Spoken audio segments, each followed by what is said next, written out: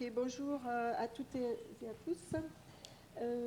Avant de commencer, je voudrais encore remercier une fois Audrey Gonin et Michel Guissard pour vraiment leur ténacité pour monter ce travail, que ce soit dans le travail tout à l'heure qui a été présenté de recherche ou pour aboutir à ce colloque, parce que ça a nécessité de nombreuses réunions en visio avec des décalages horaires entre les différents pays, avec des comptes rendus, tout ça. Et à aucun moment ils ont lâché l'orchestration de cet événement. Donc je vais encore une fois les remercier. Voilà, je ne vais pas tout à fait vous présenter ce qui était indiqué sur le résumé des communications, parce que la recherche sur la radicalisation, sur la prévention juvénile de la radicalisation, n'était pas assez aboutie pour que je puisse vous en parler tranquillement aujourd'hui. Donc je vais vous présenter un travail qui a été réalisé auprès d'établissements de la protection de l'enfance en France, dont deux foyers de l'enfance, d'aide sociale à l'enfance, on dit, qui accueillent donc des mineurs non accompagnés actuellement. Donc sur le point méthodologique, c'est que c'est un travail qui a été réalisé par des étudiants, on n'entend pas ? Par des étudiants qui sont des praticiens-chercheurs, c'est-à-dire ce sont des étudiants qui sont actuellement en master, donc en Bac+5, ce sont des travailleurs sociaux, éducateurs spécialisés pour les deux ou trois là que j'ai encadrés, et qui viennent donc se former à la recherche à travers la mise en œuvre d'une recherche-action. Et donc, j'ai encadré ce travail, et en seconde lecture, j'ai recherché un peu avec eux les positionnements éthiques liés aux injonctions paradoxales que les professionnels de la protection de l'enfance, qui sont essentiellement des éducateurs spécialisés, perçoivent dans ce travail d'accompagnement de ces mineurs non accompagnés, dans la réception de ces mineurs non accompagnés. Donc les étudiants ont réalisé une trentaine d'entretiens dans 2 foyers de l'enfance auprès de ces professionnels qui sont chargés de ces accompagnements. La problématique sur laquelle les travaux ont porté, c'est la problématique de l'intégration de ces jeunes dans les dispositifs prévus pour les amener donc vers l'insertion sociale et la confrontation des professionnels à ces injonctions paradoxales, parce que le paradoxe étant à la fois de devoir protéger ces publics et à la fois de devoir être dans un contrôle lié à leur situation de migrants. Donc on va voir comment la situation qui lie la protection de l'enfance avec les questions d'immigration vont mettre les professionnels dans des tensions particulières pour lesquelles ils vont devoir créer des postures, enfin se saisir de postures éthiques et surtout se saisir de questionnements, de flou et de difficultés dans le travail. Donc ces mineurs non accompagnés, ce sont donc des jeunes qui arrivent essentiellement, alors du moins dans ces 2 dispositifs-là, de l'Afrique du Nord ou de l'Afrique subsaharienne. Ce sont des jeunes qui migrent donc tout seuls. Ce sont des jeunes hommes pour la plupart du temps. Ils ont entre 16 et on ne sait pas trop quel âge. On peut les situer en disant qu'ils sont, si on se réfère à Serge Pogam, ils sont dans un palier d'intégration marginalisé, c'est-à-dire qu'ils vivent de nombreuses ruptures. Rupture avec le pays de départ, rupture avec les familles, rupture avec la culture. Enfin, voilà, ils sont dans ces processus de rupture, et ils sont accueillis en France quand ils sont mineurs depuis la loi de 2016. L'État a donc décidé d'une mise en protection des mineurs sur le territoire français. Et donc, ils sont accueillis dans ces dispositifs de protection de l'enfance qui sont habituellement plutôt des établissements qui accueillent des enfants qui sont en risque de danger ou des enfants qui sont orphelins, etc., donc qui sont protégés par l'État. Il y a un phénomène de massification de ces accueils qui crée aussi des tensions auprès des professionnels. C'est-à-dire qu'on est passé en 3 ans, le nombre d'enfants accueillis sur le territoire, de jeunes accueillis sur le territoire national français dans ces établissements a triplé. Et par exemple, sur les 2 foyers que nous avons observés, on a pu passer en 3 ans de 20 jeunes à 150 jeunes.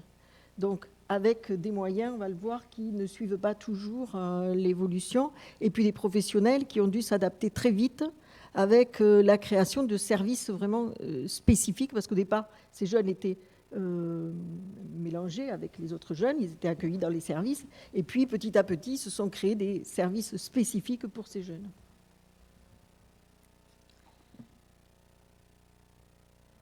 Alors, juste un tout petit point sur l'approche théorique, parce que ce sont les lunettes que l'on met pour observer les choses et pour les comprendre. Et on a décidé de travailler donc avec 2 entrées théoriques. Une, c'est plutôt bourdeusienne, avec la question de la reproduction des inégalités sociales, la reproduction des structures aussi.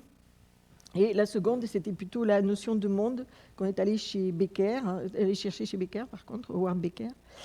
Et parce que l'opposition de ces 2 notions va nous permettre de mieux comprendre le tiraillement vécu par les acteurs professionnels entre tout ce qui va venir des structures, Europe, État, département, et puis établissement même, et puis ce qui va être vécu par les professionnels qu'on va nommer des sujets acteurs ou des acteurs professionnels qui vont soit essayer de résister, soit absorber les normes, soit se créer des manières d'agir dans ces confrontations.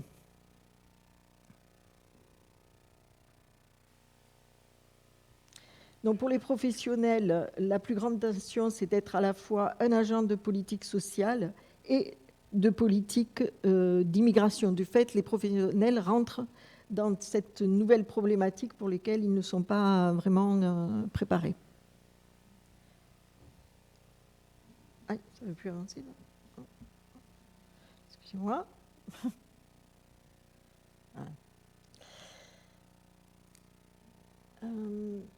La principale nouvelle mission pour ces établissements et pour ces professionnels, c'est donc une mission de mise à l'abri de ces jeunes et aussi une mission d'évaluation de leur minorité. Alors, il arrive assez fréquemment que la justice ait des doutes, la préfecture ou le parquet ait des doutes sur la minorité des jeunes. Donc, c'est pour ça que je vous ai dit, ils ont 16 ans ou plus. En tout cas, pour être accueillis, il faut qu'ils soient mineurs. Donc, il y a une politique du soupçon qui fait que certains jeunes sont soupçonnés de ne pas être mineurs. Et donc, ils vont rentrer dans des processus d'évaluation qui vont être mis en œuvre par les professionnels de la protection de l'enfance. Et donc, ces professionnels vont se retrouver à évaluer. Alors, bien sûr, il y a des cellules spécifiques, mais quand même, ils vont participer à décider si ce jeune va pouvoir être conservé en protection de l'enfance ou s'il est renvoyé à son état de migrant, donc dans la rue. Alors, il y a eu un travail qui était effectué. Bon, là, je vous ai mis un petit schéma pour expliquer le processus, le parcours d'intégration. Le parcours d'intégration du mineur, donc c'est le logement, c'est l'école, puis c'est le travail et l'insertion professionnelle.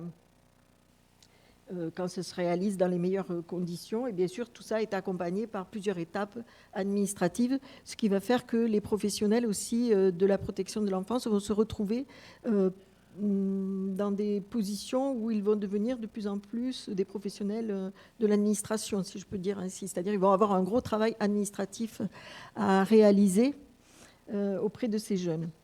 Donc, une chercheuse avait mis en évidence les profils des jeunes qui arrivent sur les territoires, une typification donc, des différents profils de ces jeunes.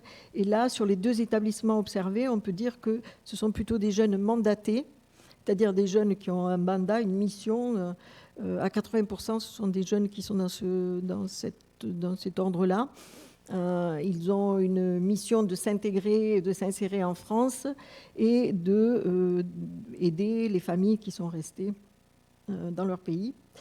Et ce sont donc plutôt des jeunes mandatés et ce sont des jeunes qui viennent aussi à 80% qui sont de confession musulmane.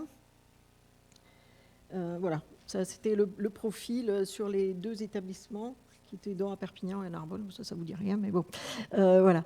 Et la question de la confession va rajouter du questionnement chez les professionnels, parce qu'en France, nous avons un cadre vraiment très particulier concernant la laïcité.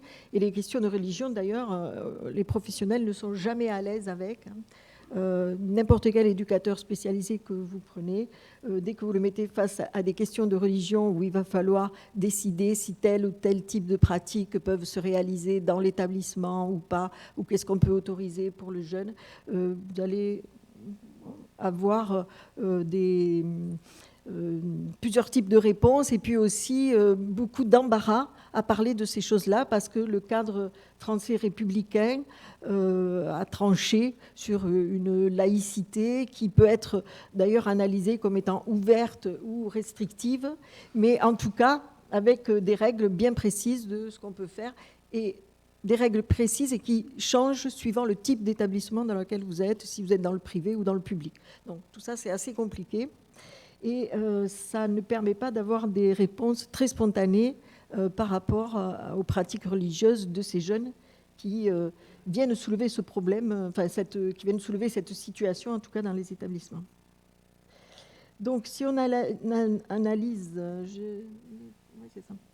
la question des postures éthiques, on va avoir un conflit entre les éthiques, on va dire, de responsabilité et de conviction, telles que Max Weber les a proposées, éthique de responsabilité qui tourne plus son regard donc sur quelles sont les conséquences des choix et des décisions qui sont reliées à ce que je fais et à ce que je dis, et les éthiques de conviction qui vont plus être reliées schématiquement à la force des valeurs auxquelles je crois, auxquelles je m'attache, et qui vont guider mon action. On va voir ces conflits éthiques s'exprimer au moment, bien sûr, de l'évaluation de la minorité, même pour les professionnels qui ne participent pas directement à l'évaluation, ils y prennent part par les observations qui font remonter, par surtout la gestion de l'attente. Il faut savoir que quand un mineur est soupçonné de ne pas être mineur, tout ce qui concerne son accompagnement est stoppé. Donc il est hors statut, il devient hors statut, mais il reste quand même dans l'établissement, mais avec un minimum vital de prise en charge. Donc là, on a des professionnels qui se retrouvent, qui ont engagé un travail, qui vont devoir stopper, et à ce moment-là, va se mettre en place des questionnements liés à ce conflit éthique. Faut-il continuer à réfléchir sur l'accompagnement du jeune parce que mes valeurs, parce qu'on a vu des professionnels, je suis engagée dans le réseau Éducation sans frontières, par exemple, et là, mes valeurs, c'est que il faut mettre en œuvre de l'éducatif, même si on vient me dire que le jeune, il ne va pas forcément rester, peut-être il va retourner dans la rue. Ou au contraire, faut-il être dans la responsabilité de se dire finalement si ces jeunes, on les garde, ils sont en train d'être sur la place, parce que les places bien sûr ne sont pas ouvertes, enfin il n'y a pas un nombre suffisant de places bien sûr, donc ce jeune, est-ce qu'il n'est pas en train d'avoir la place d'un autre jeune qui est plus vulnérable parce qu'il est vraiment mineur et qu'il est encore dans la rue. Donc voilà, il y a des... Alors ces conflits éthiques, on va pouvoir les croiser avec différentes postures que Jean-François Gaspard a mis en avant en disant que finalement chez les travailleurs sociaux, on va trouver 3 types de postures professionnelles, une posture normative, une posture clinique et une posture militante. C'est à peu près les 3 grandes postures avec lesquelles les travailleurs sociaux s'engagent dans l'action.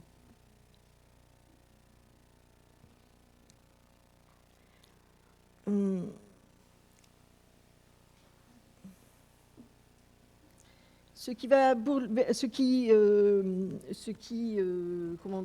qui tracasse, entre guillemets, ce qui percute les travailleurs sociaux, c'est bien la prise en charge inégalitaire de ces jeunes. On a calculé le ratio professionnel, donc on est à 0,05 d'encadrement pour ce type de jeunes contre 0,75 pour les autres jeunes lambda. Donc ça va faire qu'on va avoir 8 professionnels pour 150 jeunes dans un foyer. Donc effectivement, on va très vite s'apercevoir que la posture clinique, la posture éducative et clinique, elle est d'entrée évacuée, puisqu'il n'y a pas les moyens suffisants pour mettre en œuvre un accompagnement qui serait au-delà de il faut aller vers l'insertion professionnelle parce qu'il faut être intégré et voilà, il faut sortir de la protection de l'enfance de toute manière à 18 ans. Enfin, après, il y a des adaptations, mais ce qui fait dire à un professionnel, nous sommes purement dans l'affectif, liés à leur histoire et leur statut.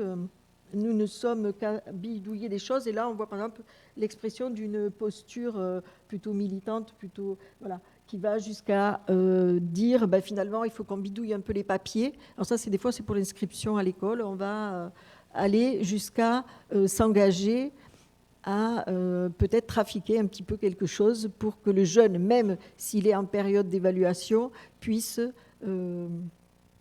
continuer une prise en charge scolaire.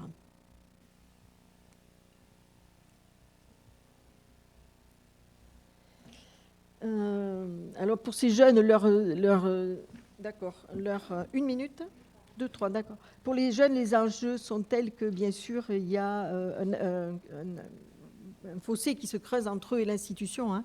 Dès qu'ils comprennent que tout s'arrête parce qu'ils sont dans la période d'évaluation, il va y avoir des comportements de plus en plus difficiles. Hein. Ils ne comprennent pas, en fait, hein, qu'ils puissent être accueillis et puis que...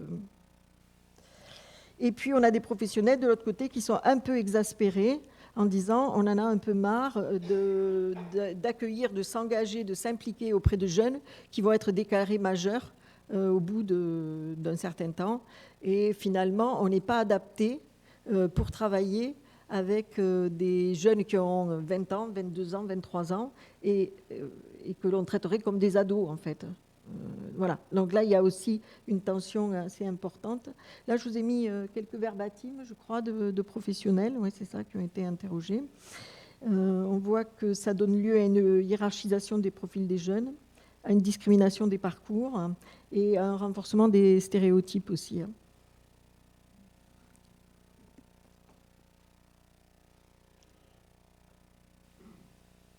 Par exemple, en illustration de l'éthique de responsabilité, on voit cette directrice de foyer qui dit « on participe à leur accueil, on a une responsabilité ».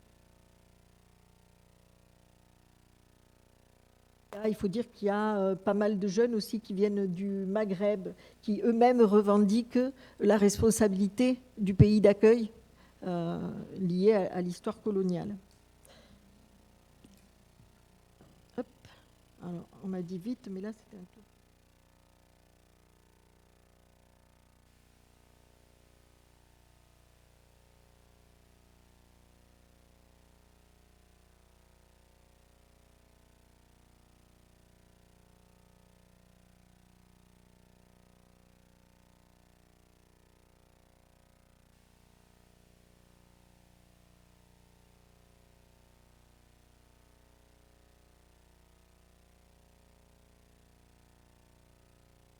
qui est complètement dans une éthique ou dans l'autre. Hein. C'est des moments, c'est un rapport à un jeune, c'est un rapport à un parcours. Voilà. C'est pour ça que de suite après, je mets frontières et franchissement entre les éthiques. Hein. Ça va vraiment être au cas par cas, la manière dont le jeune va toucher aussi le professionnel.